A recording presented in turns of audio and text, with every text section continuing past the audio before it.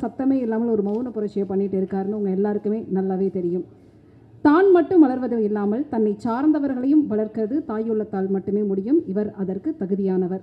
தகுதியான தரமான படைப்புகளை மட்டுமே நீலம் ஸ்டுடியோஸ் மூலமாக கொடுத்து கொண்டு இருக்கும் தயாரிப்பாளர் இயக்குனர் பா ரஞ்சித் அவர்களை பேச வருமாறு அன்போடு அழைக்கிறேன்.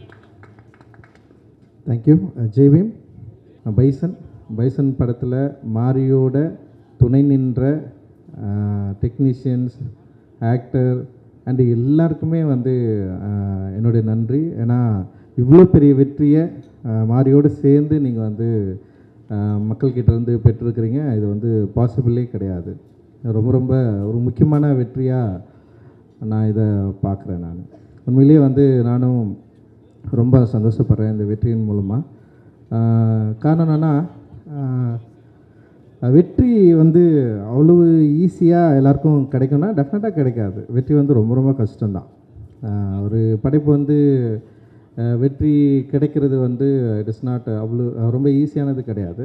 இங்கே பல இயக்குநர்கள் இருக்காங்க. இப்போ அமீரண்ணா கூட இயக்குனராக இருந்து வெற்றி அடைஞ்சவர் தான். அண்டு பசுபதியான ஆக்டராக இருந்து வெற்றி அடைஞ்சவர் தான். ஸோ ஒரு வெற்றிக்காக உழைக்கிறது, அந்த வெற்றி கிடைக்கும், அது கிடைச்சதுக்கப்புறம் கொண்டாடுறது, அப்படி அது ரொம்ப சூப்பராக இருக்கும். அது எல்லா தனி மனிதனுக்கும் ஒரு கிடைக்கக்கூடிய ஒரு அனுபவம். அது ஒரு ஒரு படைப்பை உருவாக்குற ஒரு கலைஞனுக்கு கிடைக்கக்கூடிய ஒரு அனுபவம். ஆனால் ஒவ்வொரு படைப்பாளிக்கும் அந்த வெற்றியை பெறுவதில் சில உழைப்பு இருக்கும். சில விஷயங்களை நம்புவாங்க. சில பேர் ரொம்ப க்ரியேட்டிவாக தங்களுடைய கதை பலத்தை நம்பி, இல்லை அந்த திரைக்கதை, இல்லை அந்த லைஃப் ஸ்டைல் இதெல்லாம் நம்பி இந்த படம் ஓடுன்னு சொல்லிட்டு நம்புவாங்க. பட்டு நான் சினிமாவுக்கு வரத்துக்கு முன்னாடி என்னுடைய லைஃப்பை நான் பேசி படமாக எடுத்து இங்கே ஜெயிக்க முடியுமா அப்படின்றது கொஞ்சம் ஒரு சின்ன ஒரு யோசனை இங்கே இருக்க தான் செஞ்சது, எனக்கு இருக்க தான் செஞ்சது. பட் ஆனால் துணிஞ்சி படம் எடுத்துகிட்டு பார்த்துடலான்னு சொல்லிட்டு தான் நான் இண்டஸ்ட்ரிக்கே வந்தேன் நான். ஸோ அந்த வந்ததில் இருந்த இப்போ யாராவது என்கிட்ட என்ன படம் எடுப்பேன்னு கேட்டால் இருக்கிற திடீர்னு பதில் சொல்கிறதுக்கு முன்னாடி ஒரு பதட்டம் தொட்டிக்கும் எனக்கு. இதை பற்றி இவங்ககிட்ட பேசலாமா, இவங்க என்ன நினைப்பாங்க, இதை பாசிட்டிவாக எடுத்துப்பாங்களா, இல்லை இதை எப்படி இதை உணர்வாங்க. நான் படம் தான் எடுக்க போகிறேன், தப்பான வேலை செய்ய போகிறதில்ல. அண்ட் இந்த படத்தில் இந்த சமூகத்துக்கு தவறான கருத்தை நம்ம சொல்ல போகிறதில்ல. இந்த சமூகத்தில் இருக்கிற ஒரு 75 ஆண்டுகள சினிமா வரலாற்றில் பேசப்படாத மக்களை பற்றி பேச போகிறோம். ஆனால் நமக்கு ஏன் பதட்டம் வருது? நம்ம கரெக்டாக தானே வேலை செய்கிறோம், கரெக்டாக ஒரு நல்ல விஷயத்தை தானே நம்ம சொல்ல போகிறோம். ஆனால் ஏன் எனக்கு பதட்டம் தொட்டிக்குது? ஏன் ஒரு இனம் புரியாத ஒரு ஒரு ப்ரெஷர் க்ரியேட் ஆகுது அப்படின்னு எனக்கு சத்தியமாக தெரியவே இல்லை. பட் ஆனால் அது ஏன்னு நமக்கு எல்லாருக்குமே தெரியும். இப்போ பொதுவாக கிராமப்புறங்களில் வசிக்கிறவங்களுக்கு ரொம்ப இயல்பாக தெரிஞ்சிடும். இது ஒரு ஊர் காலனின்னு ரெண்டு தனியாக பிரிஞ்சிருக்கிறப்போ ஒரு பொதுவில் இருக்கிற ஒரு பொருளை பங்கு போடுறதில்ல, இல்லை உரிமை கோர்றதில்ல, எப்போவுமே ஒரு சின்ன ப்ரெஷர் இருந்துகிட்டே இருக்கும். ஸோ இப்போ நான் அப்படி ஒரு காலனிலேருந்து வந்திருக்கிறேன். ஸோ மாரி செல்வராஜ் அப்படி ஒரு காலனிலேருந்து வந்திருக்கிறான்னு வச்சுங்களேன். ஸோ அப்படி இருந்து ஒரு காலனியில் யார்கிட்ட எதை பேச போகிறோம் அப்படின்றது ரொம்ப முக்கியமாக இருந்தது. யார்கிட்ட எதை பேச போகிறோம்? இப்போ அப்போ நான் என்னுடைய உரிமையை நான் எங்கே கேட்குறேன்னா பொதுவில் கேட்குறேன். பொது என்பது என்னென்னா, இங்கே ஒரு ஊராக இருக்குது. ஊரில் பல தரப்பட்ட சாதிகள் வசிக்கிற ஒரு பகுதியாக இருக்குது. அப்போ அங்கே போயிட்டு நான் என்னுடைய உரிமை கேட்குறப்ப ஃபஸ்ட்டு என்னவா தோணுன்னா, நீ எதுக்கு இங்கே கேட்குற, நீ இங்கே பேசலாமா, உனக்கு இப்போ நம்ம எல்லோரும் ஒன்றா தானே இருக்கிறோம், நீ அங்கே ஒழுங்காக இருந்துடலாம்ல, நீ எதுக்கு இங்கே இதை பேசி பிரச்சனையாக மாற்றுற, இது பிரச்சனையாக பேசலைன்னா இவ்வளோ நாள் நம்ம எல்லோரும் நல்லா ஜாலியாக சந்தோஷமாக தானே இருந்தோம். நீ அங்கே இருக்கிற, நான் இங்கே இருக்கிறேன், நீ கோயில் திருவிழாவுக்கு வரியா, நீ அங்கே இரு, நீ வரையா, இது பார்த்துக்கோ. ஊர் பொது கிணத்துல நீ தண்ணி எடுக்கக்கூடாது, இல்லை ஊர் குளத்தில் உனக்கு உரிமை கிடையாது, ஊர் பொது சொத்தில் உனக்கு உரிமை கிடையாது. நான் உரிமைன்னு நான் கேட்டேன்னு வச்சுக்கேன், அங்கே ஒரு பிரச்சனை ஸ்டார்ட் ஆகுது. இது எப்படி நீ கேட்கலாம்? இத்தனை நாள் உனக்கு இது நான் கொடுக்கவே இல்லையே, நீ எப்படி இவ்வளோ நாளில் கலாச்சாரத்தை ஒரு பண்பாடை நீ எப்படி மீற முடியும் அப்படின்னு சொல்லிட்டு பல பிரச்சனைகள் உருவாகிறத நம்ம பார்த்துருக்குறோம். கிட்டத்தட்ட இதே மனநிலை தான் நான் சினிமாவில் இங்கே படம் எடுக்கிறப்போ, கதை சொல்கிறப்போ, என்னுடைய நான் இப்படி ஒரு படம் எடுக்க போகிறேன்னு சொல்லிட்டு பேசுகிறப்போ அந்த டைமில் ஊரில் ஒரு பொதுவில் பங்கு கோர்றதுக்கான ஒரு உரிமையை கேட்குறப்போ எனக்கு நிகழ்ந்த, இல்லை என்னுடைய முன்னோர்களுக்கு நிகழ்ந்த, என்னுடைய பகுதியில் மக்களுக்கு நிகழ்ந்த அந்த பதட்டம் எனக்கு இந்த சினிமாவில் எனக்கு உண்டாச்சு. ஸோ அந்த பதட்டம் என்று எனக்கு தணிஞ்சுது. அட்டகத்தி படம் ஜெயிச்சான உடனே எனக்கு வந்து அந்த பதட்டம் தணிஞ்சிச்சா? வெற்றி உண்மையிலே வந்து எனக்கு வந்து ஒரு பெரிய மகிழ்ச்சியை கொடுத்ததா அப்படின்னா வந்து உண்மையிலே வந்து அட்டகத்தி படம் ஜெயிக்கலைன்னா என்ன இருக்குன்னு எனக்கு தெரியல. அட்டகத்தி படம் ஜெயிச்சதுனால அடுத்த படம் பண்ணுறதுக்கான வாய்ப்பு கிடைச்சிது. ஆனால் அடுத்த படம் கிடைக்கிறதுக்கான வாய்ப்பை இப்போ அட்டகத்தி படம் எப்படி ஏற்றுக்கொள்ளப்பட்டது, அதோட விமர்சன பங்கு என்ன? ஓகே, அது ஒரு சாரார் வெறும் காமெடி படமாகவே பார்த்தாங்க. ஒரு சில பேர் அதோடைய நரேட்டிவை புரிஞ்சுக்கிட்டாங்க, சில விஷயங்களை அதை பற்றி எழுதுனாங்க. ஆனால் மெட்ராஸ் வந்து எப்படின்னா எல்லாராலும் கொண்டாடப்பட்டதுன்னு பேசப்பட்டாலுமே கூட அப்போ தான் வந்து இது குறியீடுகளை பற்றி வந்து பேச ஆரம்பிக்கிறாங்க. ஸோ அது வரைக்கும் வந்து ரஞ்சித் என்ற ஒரு இயக்குனராக இருந்தார். அப்புறம் மெட்ராஸுக்கு அப்புறம் வந்து திரும்பவும் வந்து வேற ஒரு படம் இயக்கியிருக்காரு. ஒரு முழு அரசியல் திரைப்படம்னு சொல்லிட்டு எல்லாருமே ஏற்றுக்கிட்டாங்க. அந்த முழு அரசியல் திரைப்படம் ஏற்றுக்கிட்டதுக்கப்புறம் வந்து பல விவாதங்கள் வந்து அப்போ உருவாச்சு. நல்லா எனக்கு ஞாபகம் இருக்குது, வந்து ஒருத்தர் எழுதினார், மெட்ராஸின்னு டைட்டில் வச்சு எவ்வளோ திமுறா ஒருத்தன் படம் எடுத்துருக்கான், இது ஹிந்துவில் வந்தது. எனக்கு நல்லா ஞாபகம் இருக்குது. எப்படி இந்த படத்தை வந்து விட்டாங்க வெளியே?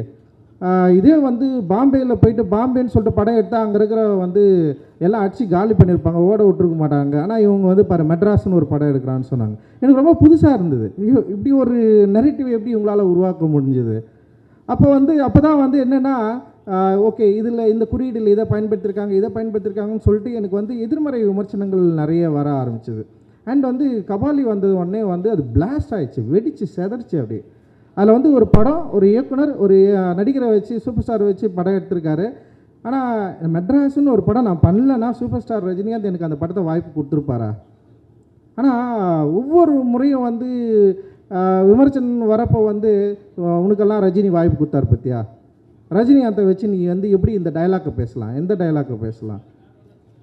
அவ்வளவு மோசமாக பயங்கர பிளாஸ்ட்டாக வந்து வெடித்த உடனே வந்து நான் என்ன பண்ணுறதுன்னு எனக்கு தெரியல. நான் அப்போ வந்து மெட்ராஸ் கொண்டாடுற மாதிரி வந்து கபாலியை வந்து இவங்க உண்மையிலேயே வந்து கபாலியோடைய வெற்றி அப்படின்றது வந்து தயாரிப்பாளர் தானுக்கு தெரியும். மற்ற படங்களை காட்ட ஃபஸ்ட்டு வந்து படம் ரிலீஸ் ஆகிறதுக்கு முன்னாடி 100 கோடி ரூபாய் லாபம் ஈட்டின படம் வந்து கபாலி. ஒரு படம் வணிக ரீதியாக வெற்றி பெற்றது மட்டும்தான் இங்கே வெற்றியானா, பல படங்கள் வணிக ரீதியாக வெற்றி பெற்று கொண்டாடப்பட்டிருக்குங்க. விமர்சன ரீதியாக மிக மோசமாக விமர்சிக்கப்பட்டாலும் அந்த படம் வெற்றி படமாக வணிக ரீதியில் வந்து பெரிய அளவில் கலெக்ட் ஆச்சுன்னா வெற்றி படமாக கொண்டாடப்பட்டிருக்கு. ஆனால் கபாலியை வந்து இவர்கள் வந்து மிக மோசமாக விமர்சித்தாங்க. ரஜினியை வந்து எப்படி நீ வந்து ஒரு எஸ்சி டைலாக்கை வந்து வச்சு பேசலாம், எப்படி ரஜினிக்குள்ளே வந்து ஜாதியை கொண்டு வரலாம்? எனக்கு உண்மையிலேயே வந்து அதை எப்படி கையாளுறதுனே எனக்கு தெரியல. அந்த பதட்டம் வந்து எனக்கு வந்து பயங்கரம் பட்டுக்குச்சு. எனக்கு என்ன பிரச்சனைனா, கபாலி படம் வெற்றி படம் தோல்வி படம் என்பதல்ல என்னுடைய பிரச்சனை. இதுக்கு பிறகு இந்த மாதிரியான படங்கள் எடுக்கவே முடியாதா? யாராவது எடுக்க வந்தால் இப்படி ஒரு சிக்கல் வருமா? ஏன்னா தமிழ் சமூகத்தில் பயங்கரமான டிஸ்கஷன் நடந்துச்சு அன்றைக்கி. அந்த சினிமாவில் வந்து எப்படி சினிமாவில் நீங்கள் இதை பேசலாம், எப்படி நீங்கள் சினிமாவில் இதை பேசலாம், எப்படி நீங்கள் இதை சினிமாவில் பேசலாம் எனக்கு புரியல. அப்போ தான் நான் யோசித்தேன், அப்போ இதுக்கு முன்னாடி இருக்கிற சினிமாக்களை, என்னை மறந்த சினிமாக்களை, என்னை ரொம்ப மோசமாக சித்தரித்த சினிமாக்களை, என்னை வந்து ரொம்ப இழிவாக பேசுகிற சினிமாக்கள் இத்தனை ஆட்கள் என்ன பண்ணாங்க இத்தனை வருஷமாக? இவர்களெல்லாம் ஏன் இவர்களுக்கு குரல் கொடுக்கல? இவங்க ஏன் இவங்களை பற்றி கேட்கவே இல்லை? இவங்க ஏன் அதை பற்றி பேசவே இல்லை? அப்போ நான் என்ன பண்ணுறேன்னா, நான் ஒரு என்னுடைய லைஃப்பை, என்னுடைய வாழ்க்கையை நான் உங்களுக்கு காட்டுறதுக்காக நான் ஒரு திரைப்படம் எடுக்கிறேன். அதுவும் வணிக ரீதியாக வெற்றி பெற்ற ஒரு திரைப்படமாக அது இருக்குது. ஆனால் மிக மோசமாக சித்தரிக்கப்பட்டது. அதோடைய திரைக்கதை அமைப்பை பற்றி பேசுகிறவர்கிட்ட நான் வந்து டெஃபினட்டாக நான் வந்து ஒத்துக்கிறேன். அதோடைய திரைப்பட அதாவது திரையாக்கம் குறைபாடுகளை வந்து நான் வந்து மனப்பூர்வமாக ஏற்றுக்கொள்கிறேன். ஆனால் ஒரு நடிகரை நீ எப்படி பேச வைக்கலாம், எப்படி இந்த கண்டென்ட்டை பேச வைக்கலாம்? மற்றபடி சூப்பர் ஸ்டார் ரஜினிகாந்த் அவர்கள் நடித்த மற்ற எல்லா படங்களும் உங்களுக்கு வந்து சம சூப்பராக எனக்கு தெரியவே இல்லை. உண்மையிலே எனக்கு பயங்கர குழப்பம் வந்தது. ஆனால் நல்வாய்ப்பாக திரும்பவும் வந்து சூப்பர் ஸ்டார் ரஜினிகாந்த் அவர்கள், நான் கபாலி படம் நல்லா இயக்குனன்னு அவர் நம்பினார், அந்த படம் ரொம்ப நல்ல படம்னு அவர் நம்பினார், அந்த படம் மிகப்பெரிய வெற்றி படம் நம்பி எனக்கு வந்து திரும்பவும் காலான்ற ஒரு படம் கொடுத்தாரு. இந்த நேரத்தில் நீங்கள் நல்லா யோசிக்கலாம், இப்படி ஒரு நடிகர் திரும்பவும் ஒரு இயக்குனரை கூப்பிட்டு ஒரு படம் பண்ணுன்னு சொல்கிறப்போ, அந்த இயக்குனர் வந்து இந்த சமூகம் வந்து பிளாஸ்ட் ஆகி பயங்கரம் விமர்சித்து பிறகும் நான் ஏன் காலான்னு ஒரு படம் எடுக்கணும்? இப்போ அந்த காலா படம் எடுக்கிறது மூலமாக நான் என்ன சொல்ல ட்ரை பண்ணுறேன்? அந்த சமூகத்தில் என்ன நரேஷன் நம்ம க்ரியேட் பண்ணுறோம்? ஒரு நில உரிமையை பற்றி அவரை வச்சு நான் பேசுகிறேன். ஒரு பெரிய ஸ்டார் எனக்கு கிடைக்கிறாரு. அந்த பெரிய ஸ்டாரை வச்சு நான் திரும்பவும் ஏதோ ஒரு கமர்ஷியலான ஒரு படத்தை எடுத்து நான் வந்து என்னுடைய லைஃப் ஸ்டைலை வந்து மாற்றிக்கக்கூடிய பெரிய பணங்களை சம்பாதிச்சு நான் போயிருக்கலாம். பட் ஆனால் நான் என்ன ட்ரை பண்ணுறேன்னா, திரும்பவும் வந்து சூப்பர் ஸ்டார் ரஜினிகாந்தை அவர்களை வைத்து நிலமற்ற மக்களுக்கு நில உரிமையை கோருதலை பற்றி ஒரு விஷயத்தை வந்து நான் பேச நான் ட்ரை பண்ணுறேன். பட் அந்த டைமில் பல்வேறு சூழல்கள் இருந்தது. பட் திரும்பவும் வந்து அதே தான், நீ வந்து ராவணனை எப்படி ஹீரோவாக காட்டலாம் அப்படின்னு ஒரு பெரிய டிஸ்கஷன் க்ரியேட் ஆயிடுச்சு. ஸோ நல்லா ஞாபகம் இருக்குது, ஒவ்வொரு படமும் ரிலீஸ் ஆனது பிறகு வெற்றி தோல்வியை விட இந்த சமூகம் இதை எப்படி புரிந்து கொள்கிறது, இந்த சமூகம் இதை எப்படி ஏற்றுக்கொள்கிறது அப்படின்னு பார்க்குறப்ப வந்து நான் ஒரு காஸ்டிஸ்ன்னு சொல்லிட்டு முத்திரை குத்துனாங்க. ரஞ்சித் ஒரு சாதி வெறியன், ரஞ்சித் ஒரு காஸ்டிஸ். என்னைக்காவது ஏதோ ஒரு இடத்துல என்னுடைய சாதியை பற்றி பெருமிதமாக, நான் இந்த சாதியிலேருந்து வந்தவன், நான் இவ்வளோ வெறி பிடிச்சேன், நான் 10 பேரை வெட்டுவேன், என் படத்தில் வந்து நான் வெட்டினேன்னா மாரில் தான் வெட்டுவேன், முதுகில் என்னைக்காவது என் படத்தில் ஏதோ ஒரு டைலாக் நீங்கள் பார்த்துருப்பீங்க? கிடையவே கிடையாது. எந்த சாதியை வந்து மிக மோசமாக வந்து என்னை விட கீழானது அப்படின்னு சொல்லிட்டு நான் எங்கே விமர்சித்திருக்கேன்? எந்த மனிதர்களை நான் மோசமாக சித்தரிச்சிருக்கேன் என்னோடய திரைப்படங்களில்? என்னோடய திரைப்படங்களில் வந்து பெண்களையும் மற்ற என்ன சொல்கிறது, நிறைய ஸ்டீரியோடைபிக் இமேஜை உடைச்சிருக்கிறோம். ஒரு ஈக்குவாலிட்டியை பேணுகிற, ஈக்குவாலிட்டியை வந்து விரும்புகிற ஒரு சமூகத்தை உருவாக்க வேண்டும் ஒரு பெரிய கனவு இருக்குது எனக்கு. ஸோ அந்த கனவின் அடிப்படையில் தான் அந்த திரைப்படத்தை வந்து உருவாக்குறோம். ஸோ அப்படி நான் பார்த்தவன் தான் மாரி செல்வராஜுடைய பரியேறும் பெருமாள். எனக்கு உண்மையிலேயே வந்து பரியேறும் பெருமாளை வந்து நான் பண்ண வேண்டிய திரைப்படமாக இல்லை, அதுவாக வந்து சேர்ந்தது. நான் அது படம் பண்ணேன். அந்த படம் வந்து ஒரு பெரிய ஒரு டிஸ்கஷனை க்ரியேட் ஆச்சு. அந்த டிஸ்கஷன் க்ரியேட் ஆனோடனே என்ன இங்கே நடந்ததுன்னா, திடீர்னு வந்து என்ன நடந்துச்சுன்னா வந்து மாரி செல்வராஜ் மொழி வேறு, ரஞ்சித்தோட மொழி வேறு. உடனே வந்து 2 மொழியை வந்து 2 பார்வையை உருவாக்குறது. அண்ட் இந்த படத்தில் எப்படி இது பேசியிருக்குது பாரு அப்படின்னு சொல்கிறது. பட் ஆனால் வந்து என்ன நல்ல விஷயம் நடந்ததுன்னா, ஒரு குரல் இருக்கிற இடத்துல இன்னொரு குரல் ஓப்பன் ஆச்சு. அது ரொம்ப எனக்கு வந்து கொஞ்சம் பாரம் குறைஞ்சிது. பரவாயில்ல, ஒருத்தனை திட்டுறதுல இன்னொருத்தர் திட்டு வாங்குறான் அப்படின்னு சொல்லிட்டு. ஸோ அந்த நேரத்தில் வந்து வெற்றி சார் ஒரு படம் எடுத்துட்டார், அசுரன் சொல்லிட்டு. ஸோ 3 பேரை திட்டமாக மாறிடுச்சு. பயங்கரமாக இருந்தது. எப்பவுமே என் ஃபோட்டோ மட்டும் தான் இருக்கும் திட்டுற இடத்துல. அப்புறம் வந்து மாரி செல்வராஜ் ஃபோட்டோ வந்தது. அப்புறம் படம் பார்த்தா வெற்றி சார் வந்து நின்ட்டார். 3 ஃபோட்டோ எங்கே பார்த்தாலும். அந்த 3 ஃபோட்டோவை வந்து இப்போ வரைக்கும் திட்டிட்டு இருப்பாங்க. இப்போ காந்தாரா, இப்போ எப்பவுமே பெரிய படங்கள் வந்து வெற்றி அடைஞ்ச உடனே வந்து தமிழ் சினிமா ரசிகர்களுக்கு வந்து தமிழ் சினிமா வழியாக 3 இயக்குனர்கள் ஃபோட்டோ வந்துடும். ஏன்னா 300 படம் எடுக்கிறாங்க தமிழ் சினிமாவில் ஒரு வருஷத்துக்கு. எவ்வளோ 300-400 படங்கள் எடுக்கிறாங்க. நான் ஒரு படம் 2 வருஷத்துக்கு ஒரு முறை தான் இயக்குறேன். ஓகேவா? மாரி செல்வராஜ் இது வரைக்கும் 5 படம் தான் இயக்கியிருக்கிறான். வெற்றி சார் ஒரு 7 படம் அவரும் அந்த மாதிரி தான் இயக்கியிருக்காருன்னு வச்சிங்களேன். அவரும் வந்து 3 வருஷத்துக்கு ஒரு படம் தான் இயக்குறாரு. ஆனால் கிட்டத்தட்ட இந்த 2 வருஷத்தில் 600 படங்கள் வந்திருக்கும். 600 படங்களில் எத்தனை இயக்குனர்கள் இயக்கியிருப்பாங்க?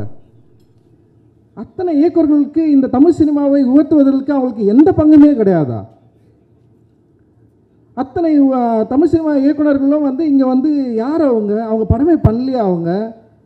அப்போ அவங்க தமிழ் சினிமாவை ஏன் உயர்த்துவதற்காக எந்த படமும் இயக்கலையா? அப்போ வந்து ஒரு படம் வெற்றி அடைஞ்சவொடனே வந்து தமிழ் சினிமா சீரழித்தவர்கள் 3 பேர்னா மொத்தமே 10 வருஷத்தில் நான் 7 படம் தான் எடுத்துருக்கிறேன். அந்த 7 படத்தில் தமிழ் சினிமா சீரழிஞ்சிச்சா? அப்போ மற்ற இயக்குனர்கள் என்ன பண்ணுறாங்க? இல்லை நீங்கள் தமிழ் ரசிகர்கள் என்ன பண்ணுறீங்க? இங்கிருந்து மற்றவங்க என்ன பண்ணுறீங்க? நீங்கள் ஓட வைக்கலாம்ல எல்லா படத்தையும். ரொம்ப ஆச்சரியமாக இருக்குது இந்த நரேட்டிவ் வந்து உடனே செட் பண்ணுறது. இன்னொன்று ரொம்ப மோசமான ஒரு வார்த்தை பிரயோகம் பயன்படுத்துகிறாங்க, அமுக்கிட்டாங்க பெருக்கிட்டாங்கன்னு சொல்லிட்டு. எவ்வளோ மோசமான ஒரு வார்த்தை! இந்த இந்திய சமூகத்தில் இத்தனை நூற்றாண்டுகள் கழித்தும் என்னுடைய சகோதரன் இன்னைக்கு வந்து தீபாவளி கொண்டாடி இருக்கிற ஒரு சமயத்தில் வந்து ஒரு ஊரில் வந்து அவ்வளோ பேர் அடிச்சு உடச்சிருக்காங்க. உங்கள் கண்ணை திறந்து பார்க்க மாட்டீங்களா நான் கேட்குறேன். எல்லாரும் தீபாவளிக்கு ஊருக்கு தானே போனீங்க. உங்கள் ஊரில் பக்கத்தில் வந்து நீங்கள் பிரிஞ்சிருக்க கேஸ்டால் பிரிஞ்சிருக்கிற 2 பிரிவை நீங்கள் பார்க்கவே இல்லையா? இது எப்போ நம்ம சரி பண்ண போகிறோம் அப்படின்னு ஒரு கேள்வி கேட்டேன்னு வச்சுங்களேன். உங்ககிட்ட என்ன பதில் இருக்குது? வேறு ஒன்றுமே இல்லை. ஸோ அந்த கேள்விக்கான பதிலை தேடுவதற்காக முயற்சி தான் எங்களோட சினிமா. அந்த சினிமா அப்படி முயற்சிக்கிறதுனால நாங்கள் வந்து ஒரு என்ன சொல்கிறது, மக்களிடம் விலகி எடுக்கிற ஒரு சினிமா எடுக்கிறோம்னா இல்லை. ஒவ்வொரு முறையும் மக்களை நெருங்க ட்ரை பண்ணுறோம். மக்களுக்கு பிடித்த ஒரு சினிமாவை இயக்க ட்ரை பண்ணுறோம். மக்களை எஜுகேட் பண்ணுற படங்களை இயக்க ட்ரை பண்ணுறோம். ட்ரை பண்ணிட்டே இருக்கோம். இல்லை சில தோல்விகள் வரலாம்.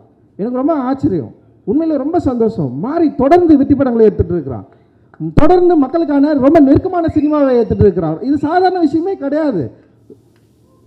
இது இது ரொம்ப ஆச்சரியமான விஷயம். ஆக்சுவலி ஒரு ஆச்சரியத்தை தமிழ் சினிமாவில் நிகழ்த்தி கொண்டிருக்கிறான் மாதிரி.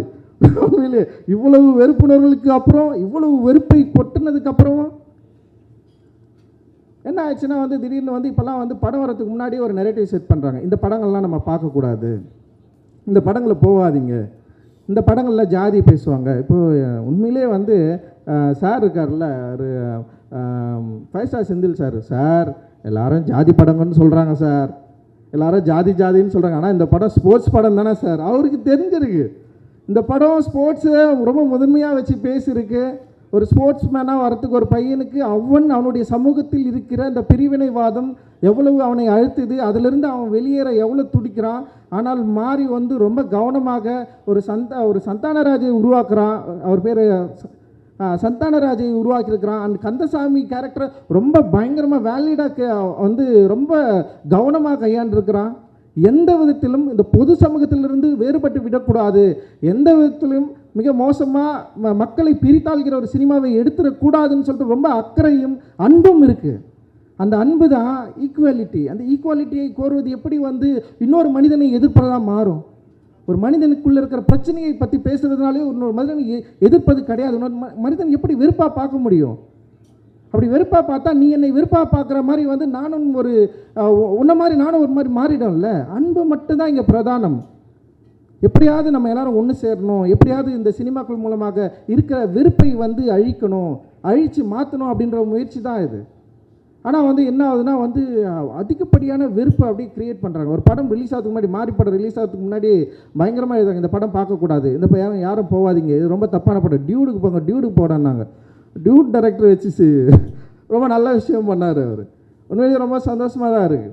அண்ட் தென் கமர்ஷியல் சினிமா அப்படின்ற ஒரு திரைப்படமும் சரி, இல்லை வந்து இங்கே வந்து சமூக நோக்கில் ஒரு சோஷியலாக ஒரு அவேர்னஸை க்ரியேட் பண்ணோம், அதே நேரத்தில் மக்கள் கூட நெருங்குற சினிமாவும் சரி, இன்றைக்கி வந்து பலதரப்பட்ட இளைஞர்கள் உள்ளே வந்ததுக்கப்புறம் இங்கே தமிழ் சினிமாவுடைய போக்கு டெஃபினட்டாக மாறி இருக்குது. இது நிச்சயமாக ஸ்டாண்டர்டாக ஒரு நல்ல இடத்துக்கு போகும்னு நான் நம்புகிறேன். நான் நீங்கள் விரும்புகிற இதே வந்து இந்தியாவே வியக்கக்கூடிய பல 100 கோடிகளை எடுக்கக்கூடிய திரைப்படங்கள் எடுக்கக்கூடிய யங்ஸ்டர்ஸ் நம்முடைய தமிழ் சினிமாவில் நிறைய பேர் இருக்கிறாங்க. டெஃபினட்டாக அச்சீவ் பண்ணுவாங்க. அந்த அச்சீவ் பண்ணுறதுக்கான ஒரு வாய்ப்பை தான் நம்ம வந்து திரைமொழியில் நம்ம வந்து உருவாக்கிட்டு இருக்கோம். இந்தியா லெவலில், வேர்ல்டு லெவலில் தமிழ் சினிமாவுடைய போக்கு, தமிழ் சினிமாவுடைய இயக்குநர்கள், தமிழ் சினிமாவுடைய அந்த மொழி, அந்த ஃபிலிமை வந்து பயங்கரமாக கொண்டாடிட்டு இருக்காங்க. இங்கே வெறும் விமர்சன ரீதியாக இல்லை வந்து வெறும் வணிக ரீதியாக மட்டும் வெற்றி பெற திரைப்படங்கள் மட்டும் கொண்டாடுறது மட்டும் கிடையாது இல்லை. ஸோ இன்னொரு இருக்குது, அதுதான் சொல்கிறேன். ஒரு 7 படங்கள் தானே நாங்கள் எடுத்துகிட்டு போகிறோம், மீதி 200 டைரக்டர்கள் 200 படம் எடுக்கிறீங்கள, பயங்கரமாக எடுங்கன்னு நான் சொல்கிறேன். யார் நம்மளை தடுக்கிறதுக்கான வாய்ப்பே இல்லைல்ல.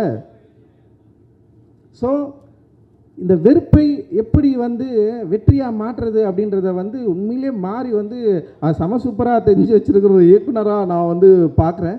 அண்டு ரொம்ப நிதானமாக தன்னுடைய கலையின் மூலமாக ரொம்ப நிதானமாக ஒரு கதையை ரொம்ப நம்பி அதில் இருக்கிற சிக்கல்கள் எனக்கு தெரியும், எனக்கு ரொம்ப பயம்.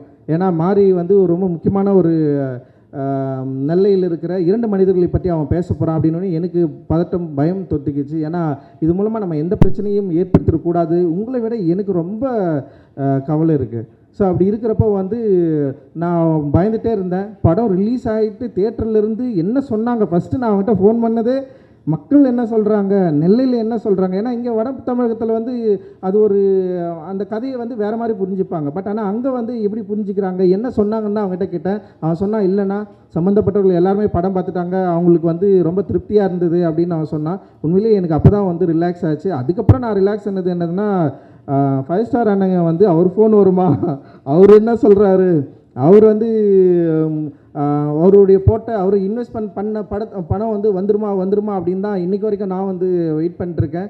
அண்ட் வந்து என்னை நம்பி தயாரிப்பு என்னோடு சேர்ந்து பங்கு பெற்ற அந்த அப்லாஸ் நிறுவனமும் சரி, அந்த அதித்தியும் சரி, எல்லாருமே இந்த படத்தில் திருப்தி அடைஞ்சாங்களா, திருப்தியை அடையணும் அப்படின்றது தான் எங்களுடைய மிகப்பெரிய நோக்கமாகவும் இருக்குது. ஏன்னா அந்த படம் வந்து வெற்றி பெற்றே ஆகணும். வெற்றி பெறலைன்னா திரும்பவும் வந்து என்ன பண்ணுறது, இந்த மாதிரி படம் எடுத்தால் ஓடாது, இது வந்து இவனுங்க இப்படி தான் ஆகணும் அப்படின்னு பேச ஆரம்பிச்சிருவாங்க. அண்ட் வந்து அந்த வெறுப்புக்குள்ளே நம்ம வந்து சிக்காமல் ஒரு வெற்றியை இந்த மாதிரி வந்து மக்கள் கொண்டாடுற ஏற்றுக்கொள்ளப்பட்ட இன்னும் சொல்லப்போனால் உண்மையிலேயே இந்த மாதிரி படம் எடுக்கிறவர்களுக்கு சப்போர்ட்டாக சோஷியல் மீடியாவில் பயங்கரமான ஒரு சப்போர்ட் இருக்குது.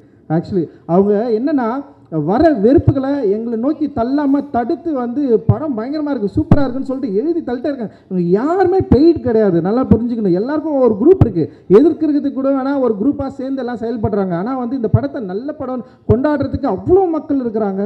அண்டு சோஷியல் மீடியாவில் வந்து பெரிய அளவில் சப்போர்ட் கிடைச்சிது. ஃபர்ஸ்ட்டு 2 டேஸில் வந்து பயங்கரமாக நரேட்டிவ் செட் பண்ணதுக்கப்புறமும் கூட இது மாறிச்சு. ஏன்னா தங்கலானுக்கு படம் ரிலீஸ் ஆகிறதுக்கு முன்னாடி ஒரு பெரிய நரேட்டிவ் செட் பண்ணாங்க. நான் என்றைக்கோ எங்கேயோ பேசுனது, வேறு கண்டென்ட்டில் பேசுனது எடுத்துன்னு வந்து பேப்பர் கப்பில் டீ குடிச்சா வந்து தீண்டாமையா அப்படின்னு கொண்டு வந்தாங்க. ஒரு 3 நாள் பயங்கரமாக பேசினாங்க. எனக்கே தெரியல எதுக்குடா இப்போ எடுத்துன்னு வந்து இதை பேசுகிறாங்கன்னு சொல்லிட்டு. அப்போ ரொம்ப ஆச்சரியமாக இருந்தது. ஒரு திரைப்படத்தை வணிக ரீதியாக தோல்வி அடைய வைக்க வேண்டும் என்று ஒரு ரொம்ப என்ன சொல்கிறது கன்ஸ்ட்ரக்டிவாக இங்கே வந்து ஒர்க் பண்ணாங்க. அதை வந்து மாறி தன்னுடைய கலை திறமையால் தன்னுடைய திரைப்படத்தினால மிகப்பெரிய அவங்களுக்கு தோல்வியை கொடுத்து நமக்கு வந்து ஒரு பெரிய வெற்றியை உருவாக்கி கொடுத்துருக்குறான். அண்ட் வந்து நான் ரொம்ப பாசிட்டிவாக அதை சொல்கிறேன். நான் ரொம்ப பதட்டமாக அந்த சினிமாவுக்குள்ளே நான் வந்திருக்கலாம். அண்டு இன்றைக்கி வரைக்கும் வந்து எதிர்மறையான விமர்சனங்கள் வந்து நிறைய இருக்கலாம், வெறுப்பு இருக்கலாம். அதை மீறி ஒரு பெரும் மக்களுடைய ஆதரவு இருக்குது. அந்த பெரும் மக்கள் என்பது என்னுடைய சமூகத்தை சார்ந்தவர்கள் மட்டும் நான் இங்கே வந்து சொல்ல, பல சமூகத்தை சார்ந்த மக்கள், ஈக்குவாலிட்டி விரும்புகிற மக்கள், இங்கே இருக்கிற மக்கள் எல்லாரும் வந்து ஒன்றா மாறணும், இங்கே சாதி படிநிலையில் இருக்கிற பிரச்சனையை வந்து அழிக்கணும்னு துடிக்கிற ஒவ்வொரு இளைஞர்கள், ஒவ்வொரு இளைஞர்கள், அவ்வளவு பாசிட்டிவான மக்கள் நிறைய பேர் இருக்கிறாங்க. அவர்களுக்கு தேவை ஒரு நல்ல படைப்பு. அந்த நல்ல படைப்பை கொடுத்தா டெஃபினட்டாக கொண்டாடுவாங்க அப்படின்றதுக்கு வந்து மிகப்பெரிய உதாரணம் பைசன் அப்படின்னு நான் வந்து சொல்கிறேன். அண்டு ரொம்ப ரொம்ப நன்றி. சமீபத்தில் வந்து ஒரு என்ன சொல்கிறது படம் பார்த்துட்டு ஒரு மாதிரி தான் ப்ரெஸ் மீட்டு படம் பார்த்துட்டு ஒரு டைரக்டர் படம் போட்டு காட்டியிருக்காரு ப்ரெஸ் பீப்புளுக்கு. வெளியே வந்து பேசுகிறப்போ ஒரு ப்ரெஸ்ஸில் இருக்கிற ஒரு அண்ணன் கேட்குறாரு, ஏற்கனவே இந்த தமிழ் சினிமாவை சீரழித்த அந்த 2 இயக்குநர்கள் போதாதா, நீங்கள் வேற வரணுமான்னு ஒருத்தர் கேட்டார். உண்மையிலேயே எனக்கு வந்து அவருடைய கோபத்தை நான் இன்றைக்கு வரைக்கும் புரிஞ்சுக்க நான் ட்ரை பண்ணுறேன்.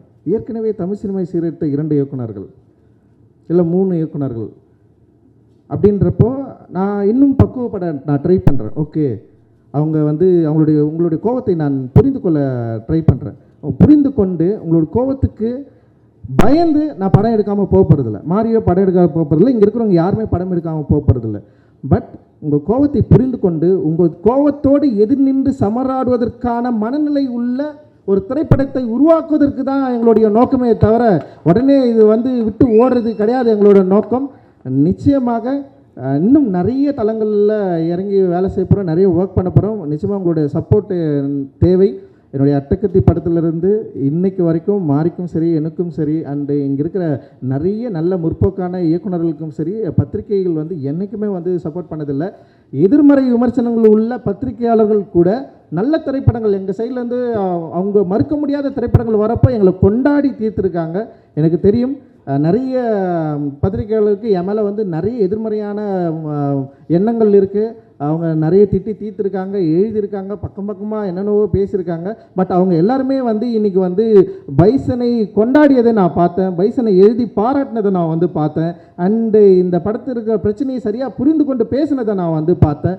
ஸோ இதுதான் அதாவது திட்டியவர்கள் கூட பாராட்டுற ஒரு மனநிலையை உருவாக்கக்கூடிய ஒரு சினிமாவை தொடர்ந்து எடுத்துக்கொண்டிருக்கிறோம் அப்படின்ற பெரிய மகிழ்ச்சியும் சந்தோஷமும் இருக்குது. அதே நேரத்தில் மக்களுக்கு பயன்படக்கூடிய அண்டு அதே நேரத்தில் வந்து தயாரிப்பாளர்கள் வந்து எங்களை நம்பி இன்வெஸ்ட் பண்ணுறவங்க வந்து அவங்களுடைய முகம் எப்பவுமே மலர்ச்சியாக இருக்கக்கூடிய, சந்தோஷமாக இருக்கக்கூடிய, திரும்பவும் அந்த பணத்தை வந்து எடுத்துக்கக்கூடிய, ரொம்ப கவனமாக இருக்கக்கூடிய சில அந்த மாதிரியான படங்கள் தான் நாங்கள் வந்து தொடர்ந்து எடுத்துகிட்ருக்குறோம். அண்டு இப்படி ஒரு வாய்ப்பை எங்களுக்கு நல்கி கொண்டிருக்கிற, இப்படி ஒரு வெற்றியை எங்களுக்கு தொடர்ந்து அளித்து கொண்டிருக்கிற இங்கே திரை ரசிக பெருமக்களுக்கும் தமிழக மக்களுக்கும் அண்ட் வந்து இங்கே இருக்கிற ஒட்டுமொத்த பத்திரிகையாளர்களுக்கும் எங்களோடு தொடர்ந்து வேலை செய்து கொண்டிருக்கிற டெக்னீஷியன்ஸ் ஈச் கிராஃப்ட் இருக்காங்க, நிறைய பேர் இருக்காங்க. ஒரு நீலம் வந்து இன்றைக்கி வந்து ஒரு பெரிய ஒரு நிறுவனமாக மாறி இருக்குது. அவ்வளோ பேர் இதில் வந்து ஒர்க் பண்ணுறாங்க, அவ்வளோ பேர் சப்போர்ட் பண்ணுறாங்க. எங்களுடைய ஒர்க்கிங் ஸ்பேஸ் வந்து மேக்ஸிமம் நாங்கள் வந்து ஒரு ஈக்குவாலிட்டியை வந்து எங்களால் முடிஞ்ச அளவுக்கு நாங்கள் ட்ரை பண்ணுறோம். ஒர்க் ஸ்பேஸ்லேயே நாங்கள் வந்து ட்ரை பண்ணுறோம். ஸோ அது வந்து சமூகத்திலையும் பரவணும்.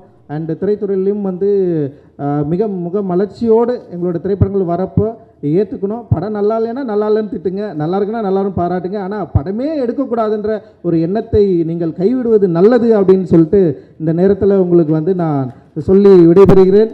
நன்றி, மகிழ்ச்சி, தேங்க்யூ, ரொம்ப நன்றி எல்லாருக்கும்.